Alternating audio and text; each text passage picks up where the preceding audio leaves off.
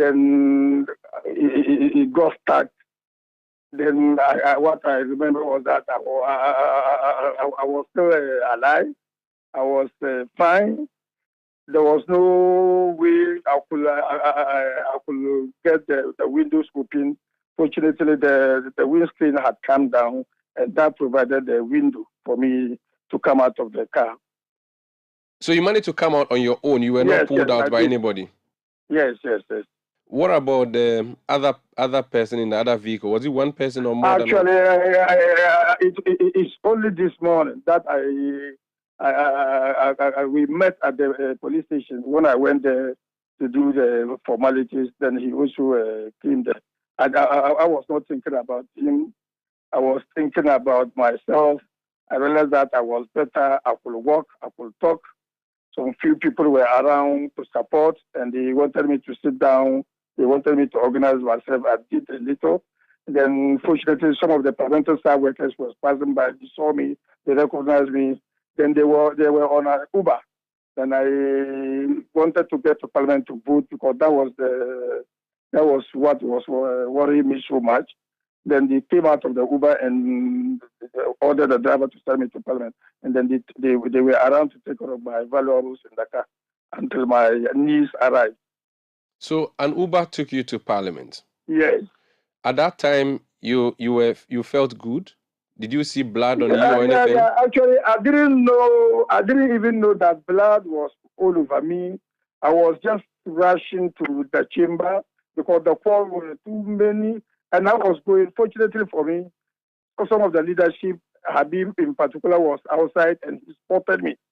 Then he took me and then sent me to, we have a male's washroom just around one of the four doors in the chamber for Muslim by majority side of the house. So he took me to that, and the nurses were also around, and they came around, and then it was at that point I realized blood was all over my body, and the nurses did what they needed to do. They did very well. I want to thank the parliamentary clinic workers for that wonderful job they did. Okay, what did they do to you? They stitched you up? They dressed me. I had a cut on my upper part of my right eye. It was very deep, so they needed to stitch it and do some of the things that they needed to do, including these painkillers and a lot of clinical work that needed to be done on me. You had a cut on the upper part of your eye, and I'm sure it was bleeding. And yes. And so on your drive to Parliament, I didn't drive to Parliament. I know. I mean, what I mean is that on the ride, I mean, you being in the car or the back seat or wherever you are, you didn't feel anything. I was all thinking about the 3 bills to be passed, so that Ghana can move on. Everybody will be fine, because we have been thinking about it for the past 1 month or so. So the adrenaline in you was higher than anything else happening to your body? Precisely so. Now, in Parliament itself, you met your deputy whip, Habib. He took you to the washroom, and the people came to take care of you. And then what happened next? So after they got me, the preliminary work they did on me to get me clean up and ready for vote. And I was sorry, and I wanted to even go to the chamber to vote, but I saw them talking to leadership and the clerk and maybe speaker that I could be allowed to be in the washroom. Ambulance. Oh, okay. So you're taken to an ambulance? They are taking me to the ambulance, which was parked outside. And then I was lying with one. I have to also mention one of our colleagues, MP, Dr. Kisi. He also joined the Parliament clinic nurses to perform those tasks for me in terms of getting me up. So I saw them talk to leadership, and the minority and majority plus some members of the clerk table. They came to the ambulance, and then they rescued me and then Dr. Kisi, where myself and him were counted whilst we were in the ambulance. At this time, you were conscious. You were not dizzy. Nothing. I was fine, and I wanted to even go to the chamber to vote, but they advised that minority were willing to come and count me whilst I was in the ambulance. In the washroom, they stitched your cut, the one on top of your eye. Did they do anything else to you on your physical body? Yeah, they gave me drugs. So they gave you oral drugs. You took tablets and capsules. Did they inject you? But because of before the seizure, they injected, so it also helped lessen the pain. You were injected in the toilet of Parliament, and you felt good about that. You see, you may not really understand what was actually happening, and I'm sure you are also mindful of the important bills that we needed to pass, without which so many things would have gone wrong with that. So, honestly speaking, I don't know how you are going to feel about it, and I don't even care about whoever is going to comment and feel about it. I was for Ghana, I was for my party, my government, and I needed to do whatever to get the bill passed. Did you feel that your life was less important than the bill at that time? Yes. If you want, you can take it like that. I'm fine. Yes. I see. So you were in the ambulance. Your vote was counted. What happened next? Yes. And then they took me to one facility, Irake. Irake, in cantonment. Yes, exactly. Where they did some scanning on my head, because the doctors were they look at the car, they look at my body, and they thought that they needed to do. And actually, the doctors also did very well. And it turned out that actually there were no problems. They did scan on my left arm, because I was also experiencing pain there, and the results were very good. So they advised that they will admit me and then observe it for a while, and then I ended up sleeping at that facility with the house of the Caterers and hard-working doctors, with all the drugs and infusions and all the things that they did actually helped. The next morning, at about 8 o'clock, 8:30, the doctor felt that my condition was stabilized and I was good to go. So he discharged me. I see. And you traveled to Tamale? Yes, I went to Tamale because my people, Nanton people, news had gone around that with the video of my car in that I was there. So many people, I would have lost so many concerts, and I'm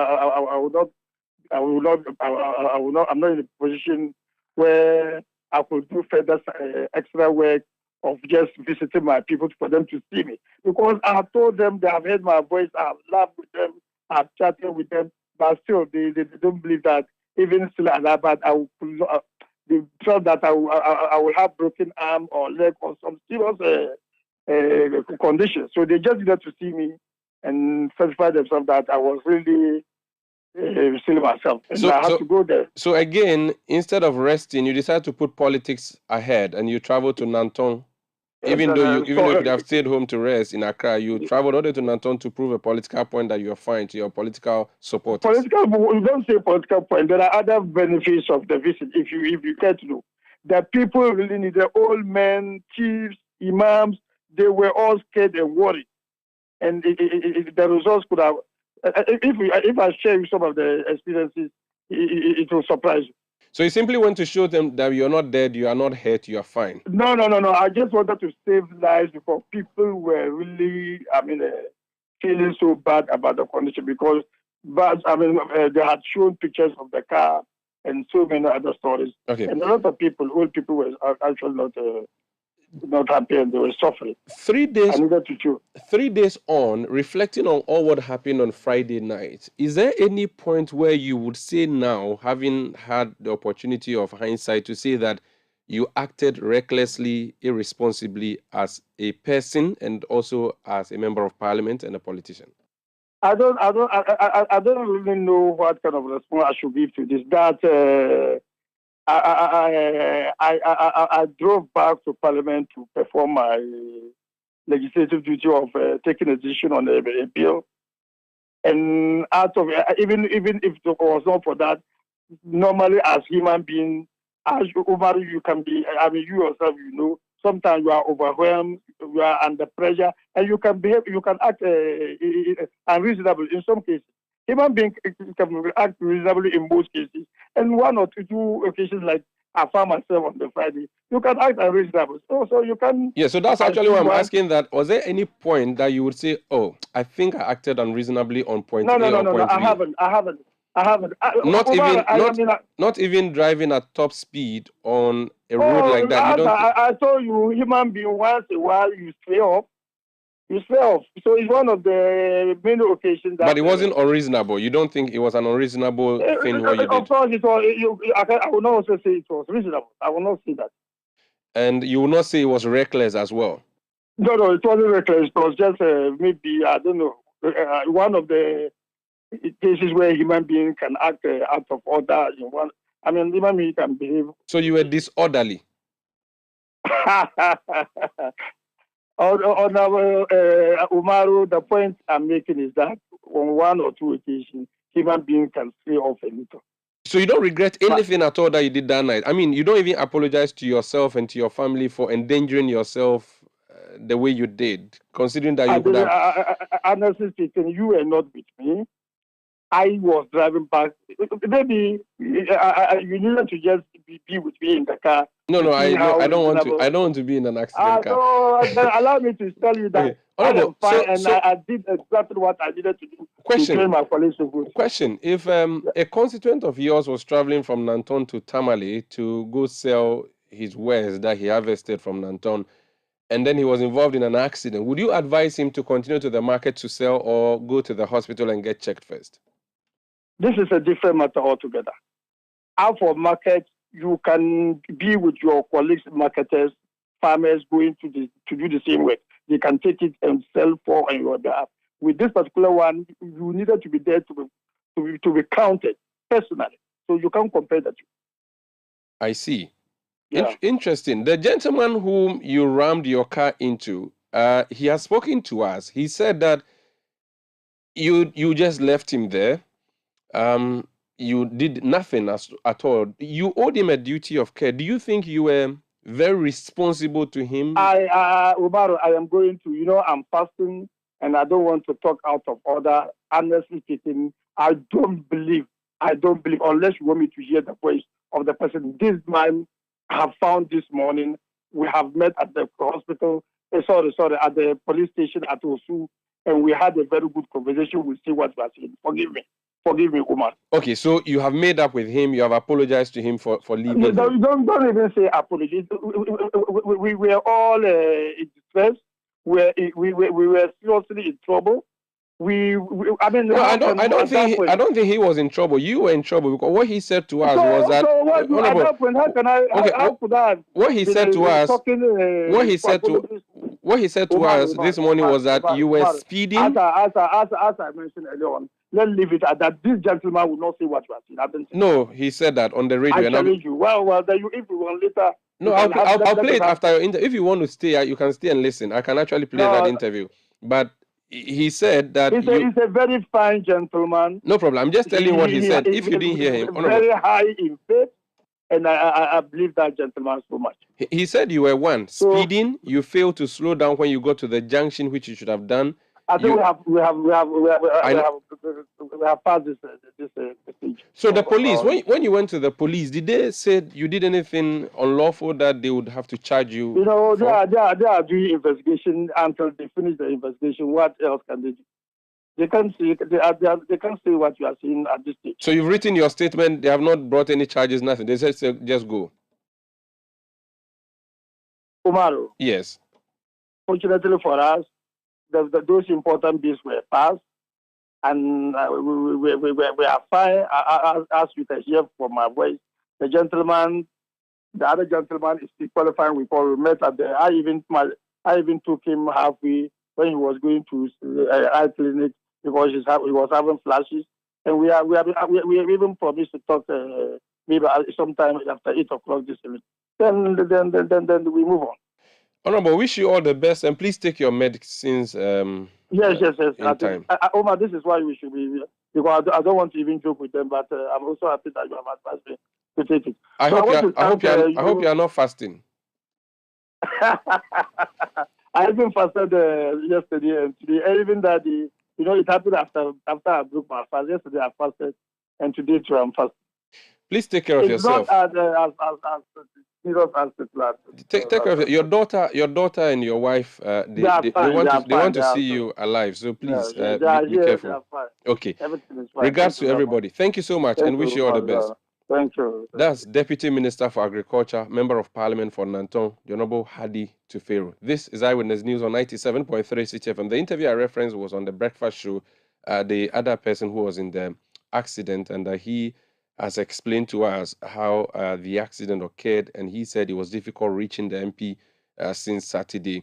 His vehicle is destroyed beyond repairs. But you've heard the MP there say that they met and they've spoken, which presupposes that things may be well in order. This is Eyewitness News on 97.3 CTFM. We are coming to you from our studios in Adabraka, in Accra. My name is Umaru Sandamadu, here with Akosia Ocho. We return with more. Please stay with us.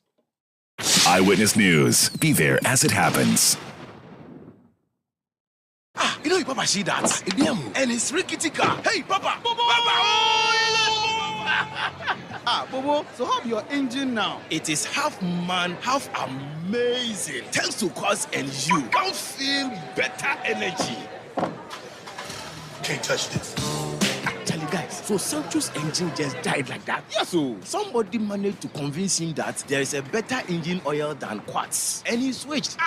Sancho Panza. Now, which engine oil can be better than Quartz? No other, my guy. Quartz with its age-resistant technology, it keeps your engine younger for longer. Now you know. Have you guys seen the new bottle design? It's superb. Quartz 9000 from Total Energies there improves fuel efficiency. Why do you think Mr. Mane and Logoso have taken the Quartz Nation movement World Cup like that? Sorry. Quartz. Keep your engine younger for longer. If home is where the heart is, then let's go home, shall we? Let's go where the entertainment is, where the passion is, where the laughter is, and sometimes even the tears too. Let's go where we feel safe enough to share our opinions. And send tweets. Where we do that embarrassing little dance to our favorite song. Let's go home where the love, the care, and the joy live. There's no place like home. Connect your home to super fast internet with affordable data bundles from MTN Home. Visit broadband.mtn.com.gh or your My MTN app to sign up today. MTN.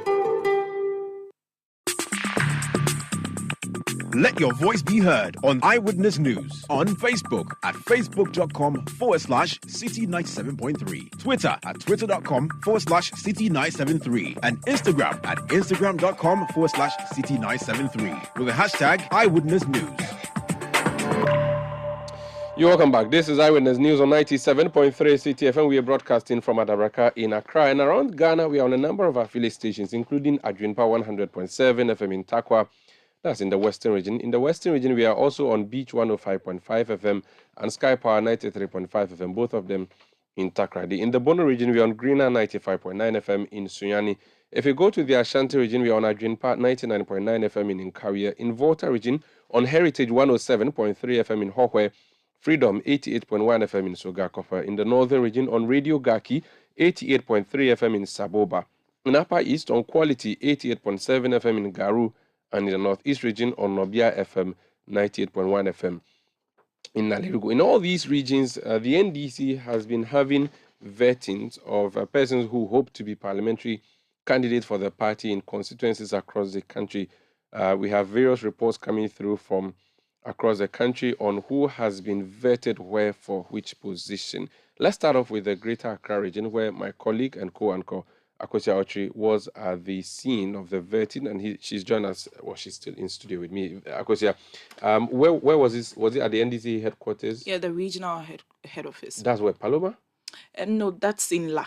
Okay, the new party office region. Yeah. Okay, it's La. And so what happened? Everybody was supposed to come from all the constituencies, or they had a calendar? How did they do it? Yes, so 11 constituencies in the Greater Accra region were expected to go for this vetting. I mean, it's happening in the various regions. Is it the constituencies with NDC sitting MPs or for both? No, for both. Okay, so whether you are a sitting member of parliament or you are a first-time no, what I mean is that is it so a place what they call orphan constituencies where, for instance, MPP is MP, like where's the word? Tema West, for instance, they would have nominations and then they would have vetting today, or only places like Ningo Prampram where Sam Joy is MP? No, it's for all. Okay. It's for all. Because you said 11. Oh no, so they've segmented it. Okay. So today 11, tomorrow Tuesday they'll have 10 constituencies. Okay. And then subsequently Wednesday 10. Okay. And so that's the roadmap. So they do that in 10s. So how 11 constituencies for today? Okay. Where and where? So we are talking about Okaikwe North, where we have just one person contesting that seat. That's the incumbent member of parliament for Okaikwe North, Theresa Ladi. She's going unopposed. And then we had Ningo Prampram, Samnati George, also contesting that seat again. And then his contender as well, Michael Kwetetete, he's going for the second time. And so, yes, that the two constituencies. And then Shai Osudoku, we have 3 people contesting that particular seat. We had Sege, 7 people. I think that's the only constituency that so far, even including what they would have tomorrow and then Wednesday, that's the only constituency that has a lot of individuals contesting that seat. 7. And then Sege? Yes, Sege. Okay. And then Dome Kwabinya, we have 3, Madina 2, where we have the incumbent member of parliament, Francis Sylvia Sosu Adenta. Also, we have Ramadan in there. That's also, we have 4 individuals contesting that seat. And then Chobu constituency, Okaikwe Central 4, Anyasotum 4, and then Ayawaso West Wogon 3 individuals contesting that seat. I see. I would advise you to mention the names, but that would be a tall list. So who are the people who are vetting them? Regional executives, or there's a special committee that was set up? So you know, the presidential, which happened last week, there was a special committee that was set. That's a 12-member committee. For the parliamentary one, it's a 6-member committee that have been set by the national executives. And then we have the regional executives as well, who are also doing this in collaboration with the vetting committee that was set up. And so it's a collaboration. What was the atmosphere like? So people are allowed to come with their supporters, or they come alone? Of course, yes. You come with your supporters. You know, usually vetting, Congress and all that is characterized by all these things. Supporters coming in very charged to support the aspirants that they wish that will take that seat. And so they came in their numbers to support the individuals that they wish that would take that seat. And so that was the atmosphere. So the various candidates or hopefuls came with their groups of supporters. Exactly. These groups, in putting these rival groups at the same place would have been problematic. There was no problem. No, in fact, we had some of them rather sitting together, talking, some who are contenders, just sitting together, talking. I think it was just a moment of vetting, not election. So there would be no need to have that kind of rivalry. Okay. So it was just a friendly. When would they know if they've been successful at the vetting? So today. So they announced to them there and there that you have done well. So that's what happens after your vetting. You do your balloting. You get to know your position on the ballot. So I believe that should tell them that you would be on the ballot come May 13. For all constituencies? For all constituencies. I see. Thank you. Let me hear from some of the persons who went there today. Sam George is MP for Ningo Prampram. He was vetted. Let's listen to what he said after the vetting. I went through the vetting. It went pretty smoothly. I am grateful to the regional vetting committee and the national team that came in, and the regional executives and the constituency executives. I assured, in fact, the question was asked that when I came for my vetting 4 years ago, I promised that I was going to do an operation GAP 20,000 which meant that I was going to give the NDC a 20,000 vote gap on the NPP. We delivered a 30,000 gap. And so I was asked this time what we will do. And I said in the last election, we secured 50,000 votes for the NDC. This time around, we will secure 100,000 votes. So we've launched Operation 100,000 votes. And I'm confident that with the team I have, we will win the May 13th election, and we will win the general election and give the NDC and John Mahama 100,000 votes. I picked number 1 on the ballot, and I think it's just simple. Our presumptive flag bearer, John Mahama, is also number 1 on the ballot. And as a presumptive parliamentary candidate for Ningo Pram Pram, I'm also number 1 on the ballot. And so to all the delegates in Ningo Pram Pram, you know how we do it. Wayale, John Mahama, get number 1, Zoo, Sam George, get number 1, Za. So we go John Mahama, Zoo, and Sam George, Za. It's on to work, on to victory. The next 6 weeks, it's to deliver a resounding victory for John Mahama, 98% in the presidential, and at least a 70% for myself in the parliamentary. That's Sam Nate George, NDC MP for Ningo Pram Pram. Now, Sam George has been contested in the past and will be contested this time around by his cousin, Michael Kwete Tete. Listen to him too after the vetting today.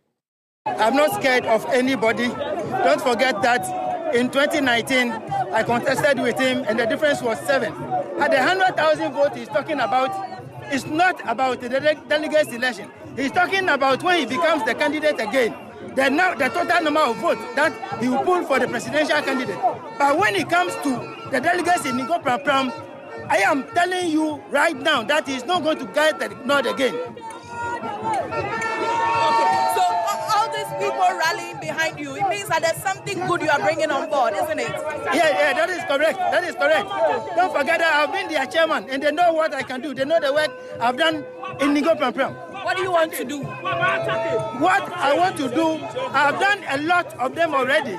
I've been able to provide motorbikes for the party. I've been able to support the Ghana Police Service. I've been able to provide jobs in Ningo Pram Pram. And I'll be doing more when I'm giving the nod. That's Michael Kwete. He is an NDC parliamentary hopeful for Ningo Pram Pram, former chairman for the constituency. He also aspired to be the regional chairman, but lost out to the current chairman of the NDC in the Greater Accra region. In the northern region, the member of parliament for Tamale South, Haruna Idrisu, was vetted. He is expected to face competition from one Professor Bawa Abdul Fattah, an educationist who has filed his nomination to contest the incumbent.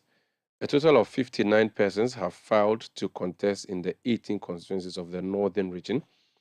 Meanwhile, 3 incumbent MPs, including Ibrahim Mohammed Murtala for Tamale Central, Tamale North Al-Hassan Suhini, and Daniel Salah Wakpal of Tamale, of Pandai rather, are going unopposed. Let's hear from the National Party now. Mustafa Agbande is a Deputy General Secretary of the party in charge of operations at the head office in Adabraka in Accra. Agbande, you're welcome to Eyewitness News. Congratulations on your victory. You haven't spoken since you got elected. I believe you've been following the processes throughout the country. What's the feedback you've been getting?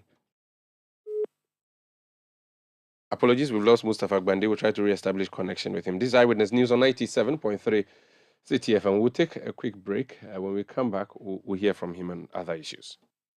Eyewitness News. Be there as it happens.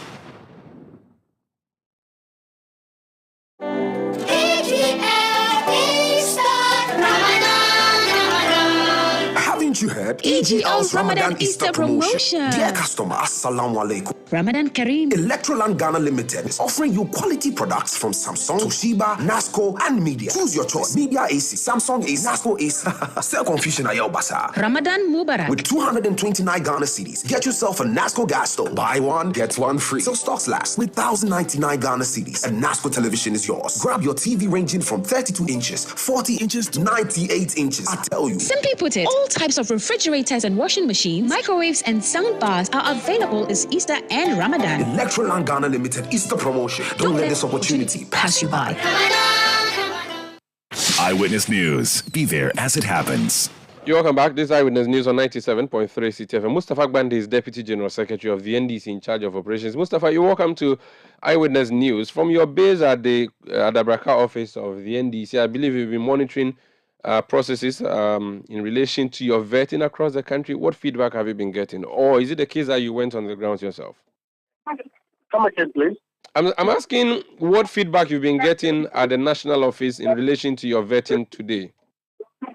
Oh, currently, I believe that I'm personally not in Accra. I'm in one region where the express is happening, but it's very peaceful. What I'm picking down to word is that we have a very peaceful exercise. Of course, we do understand the level of interest as candidates will express at this crucial time where the party is coming back to power. It will be fair to say that people will have interest. People want to see their candidates passing through vetting.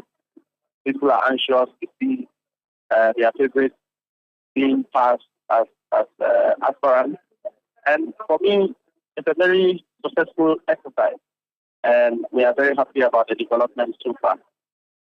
Okay, so you're going to do this over a period of 3 days because that's what we're told in Greater Accra region, at least you're doing, or there's going to stretch for the whole week? Yes, this exercise will take 3 days. It will take 3 days, and we're expected to bring it to an end on Wednesday. Hopefully, without any problem, all of the places that we have needed to this exercise should come to an end. And that is what it is. Are there places where you will not be having vetting? We are doing vetting now. I mean, are there constituencies that will not have... There are some concerns that we are bringing in. Their election is not coming on now. Until further notice. Their election or their vetting? Their vetting, their processes to elections have not started yet. Okay, which constituencies are these? There are a couple of them spanning from all over the country. I don't have the records of that. It's very known by the various constituencies and the region. Okay. That we are not going to have the election in those consequences for some political and administrative reasons. When the time is right, I believe that we will bring that out. Oh, okay. What are you looking out for people who represent you in the constituencies as MPs? They are aspirants at this point in time. They will go through the process of vetting.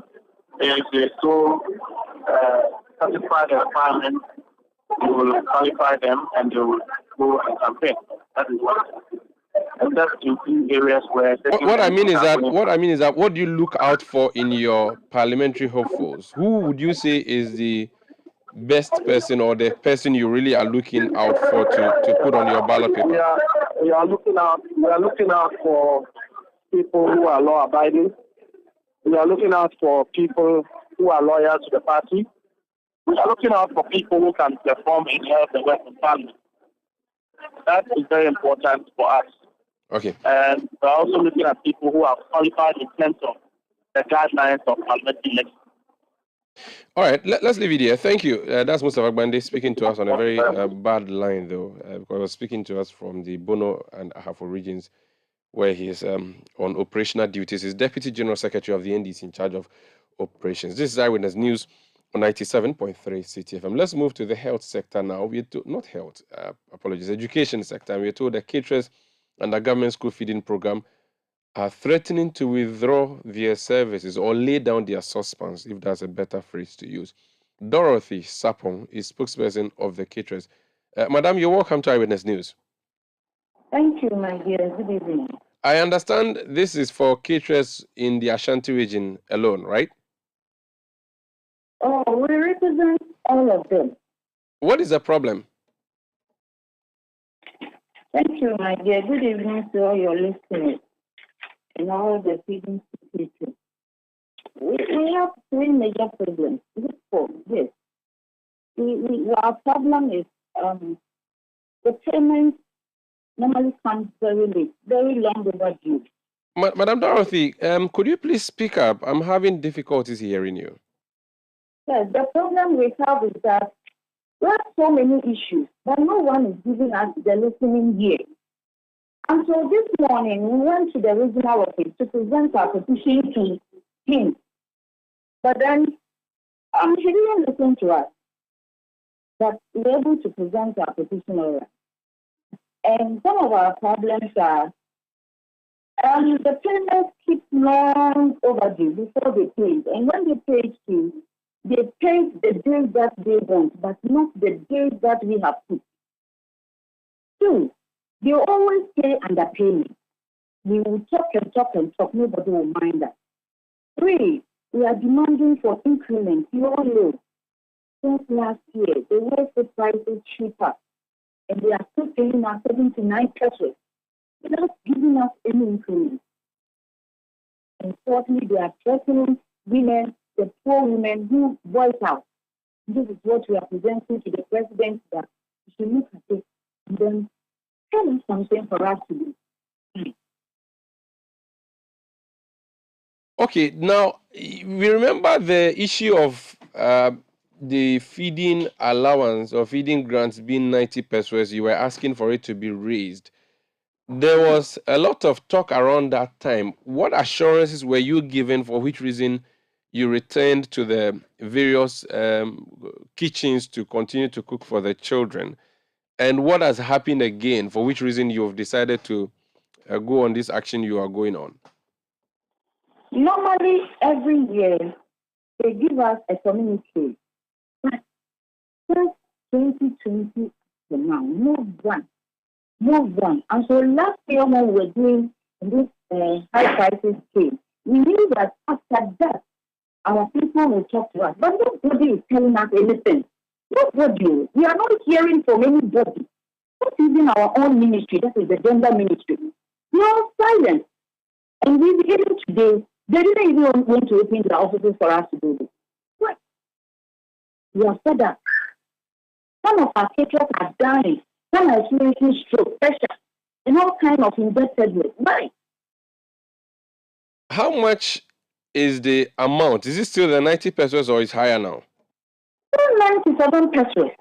And even 97 pesos, if you cook for 55 days and they are paying, they will pay you 35 days or 40 days. Without any explanation. Without any, when you complain, they said non-cooking days. Non-cooking days, you didn't cook for some days. Who told you? How many caterers do we have in general who are doing this work? Well, yeah, I don't have the data, but it is all over the country. I don't have the data. I think, for instance, we are 47 districts. We don't know the other districts. Now, the money is supposed to be paid you per term or per month or per year. How do they pay? How are they supposed to pay you? The contract is saying per term, but now, even a year, you lament and complain and misbehave before some will come. Not even all. And now we have cooked for 3 terms. They only paid 1 term last week, even under payment. So the total would be how much in terms of indebtedness? How much is the government supposed to be paying to you? Now, he owes us 2 terms. Plus, even 2020 COVID time. Some of us were not paid. In monetary terms, that would be how much? Oh, for me personally, I'm expecting more than 70,000. More than 70,000. And what responses do you get when you go to the various offices to make inquiries about your money? Nobody, even to our surprise, when we went to the regional minister of Ashanti, he threw us out and shouted on us. Who, the regional minister? Sadly, I'm telling you. Simon Osemensa? Yes, of course. What did he say to you? Oh, he said, you can't come here with this noise. Can you go to your father, begging him for something, and you shout, leave here and go? That's all. When did he say this to you? Oh, this morning, my dear. We were all sad. Because your women are angry. Your women are dying. Your women are having pressure. Your women are being frustrated. Your women are owing a lot. And you are telling us we should go away. Go away with our noise. You won't listen to us. You went there today? We went there today. But is it not justified? Is it the one who pays you the money? Where are you supposed to get your money from? Is it from his office? We didn't go there to demand our money from him. We were just presenting our petition to him. Did he accept the petition? Did he accept the petition? He didn't. Where is your money supposed to? On us and left us. Where is your money supposed to come from? The finance ministry or the education ministry? The gender ministry. Oh, gender. The gender ministry is not communicating to us. And so we thought that it was the president who initiated the feeding program, so we were sending a petition to him through the regional minister. Why don't you just stop cooking then? We have to stop. We are telling them to stop. But you know our own women. Some of them, I don't know what is wrong with them. Your police women are dying. You are surrounded with injustice, and you are owing a lot of people, and you don't care. Some will go about maybe 20 to 15% will still cook. How? I mean, I don't have a dam to cook. Yes. You don't have money. Sorry? You don't have money. You can't. I cooked for COVID time. You didn't pay me. And then I cooked for 3 times. We are paying only 1 time. We didn't underpayment. How can I go ahead and cook? How can I do that? Am I a slave? I see. Interesting. Thank you. Thank you so much for speaking to us, madam. Thank you, my dear. Thank you. That's Dorothy Sapon. She speaks for the caterers who have not been paid. You've heard her reference an interaction they had with the regional minister today. That video is actually all over on social media. In that video, and I'm just looking at it now, you would see the caterers at the regional ministries in Kumasi. And I'm seeing the Ashanti Regional Minister Simon Osemen addressing them from a balcony, and it doesn't look like a very friendly gesture. Well, so the caterers are at the ground floor. The minister appears to be addressing them from the top floor. I do not think he was particularly excited about what he was seeing, and so he walks off. And they've also started moving away from the ministry. This is Eyewitness News on 97.3 City FM. Let's remain with the education sector, although we'll be escalating it to issues having to do with labor and salaries. Angel Kabonu is president of the National Association of Graduate Teachers, NAGRAT. He's taking issue with what happened in Parliament on Friday. No, not the rejection of the CI or the laying of the CI, but something that has to do with the 4 bills that were passed, which bills will become law when the president assents to them. Angel, you're welcome to Eyewitness News. Thank you very much, Umaru. What is your concern with government's revenue mobilization? You are supposed to be teaching. Yeah, it is gradually beginning to get clearer and clearer that when government assents to the bill passed in Parliament, workers in this country, especially those on government payroll, may be experiencing a dip in their salaries as soon as at the moment when government or the president assents to the bill. And that creates a very worrying situation for us. So, government recently gave you COLA. A few more things have been done for you. Government has taken care of you. Government now also wants to get money to take care of the generality of the population. You have issue with that? Well, the government played a very fast one on organized labor. They gave us 30% COLA with a very short hand, and with a very long hand, increased electricity tariffs to 29.9%, and also increased water tariffs to about 12%. Immediately, the 30% was given. These tariff increases were announced. What is the plan from organized labor? Are you just speaking for NAGRAT, or this is a discussion you've had as organized labor? Well, for now, my council members have raised very serious concerns about the issue of the revenue bill, where income taxes will be increased. So if income taxes are increased from where they are, and where we are, what we are hearing is that it is those who fall within the minimum wage who will be exempted, but those above the minimum wage in various categories and bands will be affected adversely, then what it means is that you are going to make the worker worse off. And in the labor law, you can't make a worker worse off than he or she finds him or herself. So that offends even the labor law and offends good labor practice. And come that time when we check and we realize that there is a dip in our salaries, we will have to go back to our council, and from where I sit and the discussions that I've had, we don't have any option than to advise ourselves. And advising yourself would mean that you are asking the government to give you some more cushioning beyond what it already has.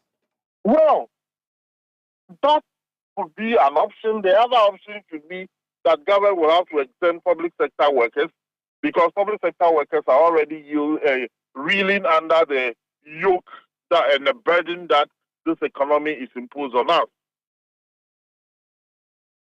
All right, thank you. Thank you so much, Angel. We'll keep an eye on that story. That's Angel Kabono, who's president of the National Association of Graduate Teachers. That's not the only group worried about the taxes that have been approved by Parliament. You recall that the GUTA has been lamenting. Bernard spoke to the president of GUTA on this issue. Let's hear now from another group that has taken issue with the passage of the bills. That's the Chamber of Commerce. Mark Bedu Abuaji is the CEO of the Ghana National Chamber of Commerce. Mr. Abuaji, welcome to Eyewitness News. Explain to us exactly how the actions of the 275 MPs is going to affect your business. Thank you very much. Let me say good evening to your listeners. Well, I think that already businesses are suffering. There are a lot of taxes in this country, multiplicity of taxes. Look, Ghana is the only country that is still taxing people for COVID. Just recently, they introduced VAT. Other costs of doing business are already high. The policy rate has just been increased to 29.5. That is translating into a lending rate of about 45%. Water has gone up. Electricity has gone up. Now, all these things put together, the environment is very harsh for businesses. Businesses are just coming out of COVID and they are now finding their feet. Then we come out with other taxes. These taxes are counterproductive. They are linked to businesses. Businesses are going to collapse. And now most of them already are not doing well. They are not making profit.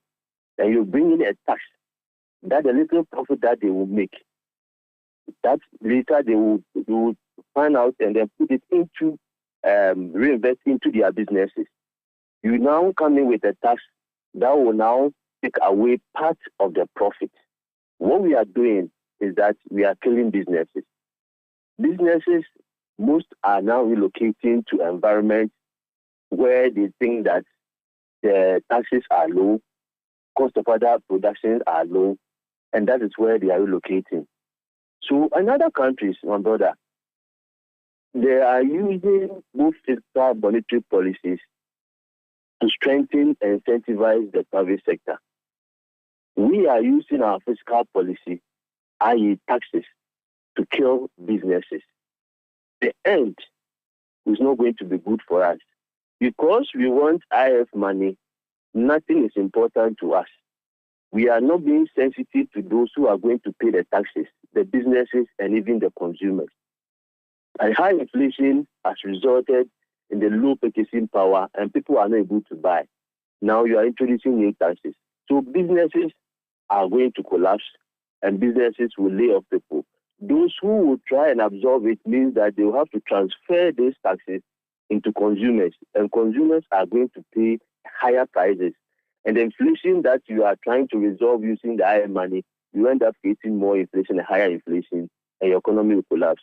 So it's not good for us. Businesses are suffering, and they are going to suffer more and lay off people in the not too distant future. The bills have been passed. It's outside Parliament's hands now, out of Parliament's hands now. The next place you can hope that it would be arrested will be in the president's hands. Are you going to speak to the president directly? Are you going to petition him, or you're just going to pray that his pen fails to sign? No, we are not just praying. Whilst we are praying, we are also acting. So tomorrow we are going to make our position known, issue a statement, and then we'll officially petition the president. I think that is a listening president and is going to call us for us to come to the table. If you want to introduce a tax, you need to get in touch or consult with those who are going to pay the taxes, so that they will also be in a position to tell you the impact of these taxes on their businesses. Because you want money, as I said earlier, nobody was contacted, there was no consultation, and now they are introducing the taxes. We made it clear, proud to passing the bill of the impact of these taxes and how it's going to kill businesses. Nobody listening to us. It's unfortunate they've gone ahead to pass the taxes, and we are going to petition the president. We, after the petition, we'll wait patiently and see what the president will do. But the impact still remains, and the effect of these taxes still remains that businesses are going to suffer. Those who cannot survive will relocate into the areas where they think they can survive, and will also be forced to increase prices of goods and services. Thank you. Thank you for speaking to us. That's Mark Bedu Abuaje. He's CEO of the Ghana National Chamber of Commerce. This Eyewitness News on 97.3 City FM. Up next, we have the latest in the world of business. And then there will be no point blank because Monday Night Football, EPL, is back. Everton is taking on Tottenham Hotspur at the Goodison Park at 7 p.m. The City Sports team would be here for pre-match analysis and commentary before the main commentary later at 7 p.m. So do stay with City Sports after City Business. Have a good night. Eyewitness News. Be there as it happens. You know, Papa see that? And it's rickety car. Hey, Papa! Bobo, so how your engine now? It is half man, half amazing. Thanks to Cause and you. Can't feel better energy. Can't touch this. Actually, guys, so Sancho's engine just died like that? Yes, so somebody managed to convince him that there is a better engine oil than Quartz. And he switched. Sancho Panzapa. Now, which engine oil can be better than Quartz? No other, my guy. Quartz with its age-resistant technology, it keeps your engine younger for longer. Now you know. Have you guys seen the new bottle design? It's superb. Quartz 9000 from Total Energies there improves fuel efficiency. Why do you think Mr. Mane and Logoso have taken the Quartz Nation movement World Cup like that? Sorry. Chairman. Hey, Quartz. Keep your engine younger for longer.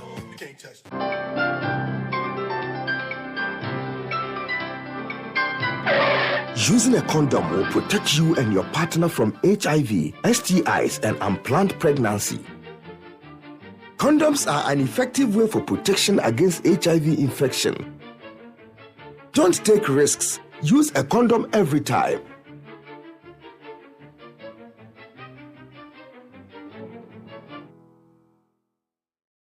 Always come prepared. This advert is brought to you by the Ghana AIDS Commission and Ghana Health Service. Get the details. Every significant financial transaction, every market movement, and all the policies that affect your business. City Business News. Be informed. It's time for City Business News and Eyewitness News, powered by citybusinessnews.com. My name is Akosia Otre. Let's settle for the details. The Chamber of Petroleum Consumers Ghana is predicting a potential increase in fuel prices in the next window despite a recent decrease over the weekend. The projection is based on a recent surge in global crude oil prices, which have risen to approximately $85 per barrel. This increase follows a period of trading at under $80 per barrel over the past few weeks, after major exporters unexpectedly reduced production. Duncan Amoah, Executive Secretary of COPEC, emphasized that the only way to cushion consumers from potential price shocks is for the government to take steps to stabilize the local currency. Within a few days, you've seen prices surge for almost 7-8%. It is likely to have a trickle-down effect on the cost of finished products. And so as we speak, you are likely, unfortunately, to see the second window of the month of April come rather with increases in prices. What we would caution our authorities to get to work on would be the local currency. We have said that whatever the magic that the Bank of Ghana found in November and December 2022, which saw the cedi which had depreciated so badly to sell at 1:16 to then come to about 1:8, they would need to revisit those notes and ensure that we stabilize the currency and also, where possible, get some stock for both to hold, in order that if you wake up tomorrow morning and international market prices for both petrol, diesel have gone up, we may be lucky to have some in tank that we can also put on the market to stabilize prices. Anything other than this, I'm afraid prices will go up from the next window. Duncan Amoa is Executive Secretary of Chamber of Petroleum Consumers Ghana, COPEC. Now, the Ghana Federation of Labour says it is joining forces with stakeholders in the business community to compel President Akufo-Addo not to assent to the new tax bills passed by Parliament: Excise Duty Amendment Bill 2022, the Growth and Sustainability Levy Bill, the Ghana Revenue Authority Bill 2022, and the Income Tax Amendment Bill 2022 was passed by Parliament on Friday. The bill, according to government, will rake in about 4 billion cedis annually as part of domestic revenue mobilization. But the business community have opposed it. Abraham Kumsin is a General Secretary of the Ghana Federation of Labour, and he says they are still hopeful the president will change his mind on the bill. We are strategizing as to how to, deal with this. But all is not lost, because the president will have to assent to it, and so we'll continue to talk about it, so that if anything, president can delay assenting or endorsing it for further, discussions, because the stakeholders, especially the AGI, GUTA, and the Food and the Beverage Association, they are worried, and I know they will not relent. For us as workers, our fears are that if these new taxes are imposed, certainly we're going to lose our jobs. That is our worry. That's why we want to partner the industry owners to make sure that, government reverses what it intends to do. Because the taxes are too many, and we think we have to associate with them in expressing their concern. Abraham Kumsing is the General Secretary of the Ghana Federation of Labour. Now, an economist, Professor Lord Mensah, has welcomed calls by the Chinese government to forfeit some of Ghana's debts. Ghana owes China $1.9 billion, and as part of a requirement to access the $3 billion loan from the International Monetary Fund, Ghana, as part of its debt restructuring process, must have its debt to the Asian country cancelled. Finance Minister Ken Ofori-Atta has been in talks with China, and it appears that there is a fruitful deliberation, as the Asian country has expressed commitment to help Ghana to service its debt. Reacting to the news, economist Professor Lord Mensah was optimistic that this will help the government to solve the country's economic mess. Yeah, that's a good signal, and that is all we are hoping for. But then we need concrete terms. There's a difference between coming to the negotiation table and then promising, making an open statement than to come up and say, okay, fine, these are the terms. So if China has bought into our debt exchange, we have to push for the terms. And probably the terms may not be favorable. It would have been better off defaulting on China's side compared to the conditions that they may come with. But then, it's a good news. The news is that they are ready to sit down with us, and that is what is being required by the Eyewitness. And so, for me, it's a good signal. That was economist Professor Lord Mensah. Finally, a banking consultant, Christian Jan, has reiterated calls for government to channel portions of the 15 billion cedis of the Financial Stability Fund to support the recapitalization of local banks. This comes on the back of the recent domestic debt exchange program rolled out by government as it seeks a $3 billion IMF bailout. As part of the program, the government has indicated it would create the fund to help cushion financial institutions from the impact of the debt exchange program.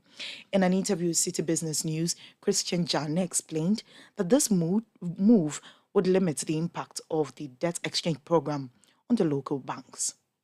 Basically, the essence of the Financial Stability Fund is to give a bit of respite to the banks that were going to fully participate in the domestic debt exchange program, which now everything has been over, and those who participated have actually participated fully. So it's meant for the whole industry. But if you look at the structure of some of these financial institutions, a lot of them are having parent companies abroad, and their group companies, some have got a mammoth balance sheet, very huge. And so anytime they run into difficulty, they're able to call on their parent companies who are able to come to their aid, and it comes to assist. However, with the local banks, they don't have any of such support unless it is coming from government. So if there is a fund that is set aside, and the most vulnerable ones, I would say, are our local banks, because they don't have anywhere to look up to aside the government. So if the government is able to mobilize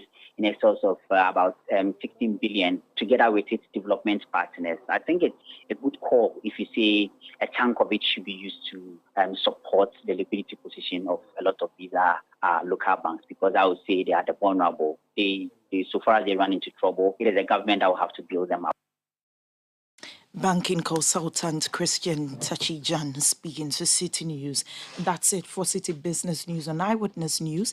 It was powered by your most comprehensive business website, citybusinessnews.com. My name is Akosia Chiri.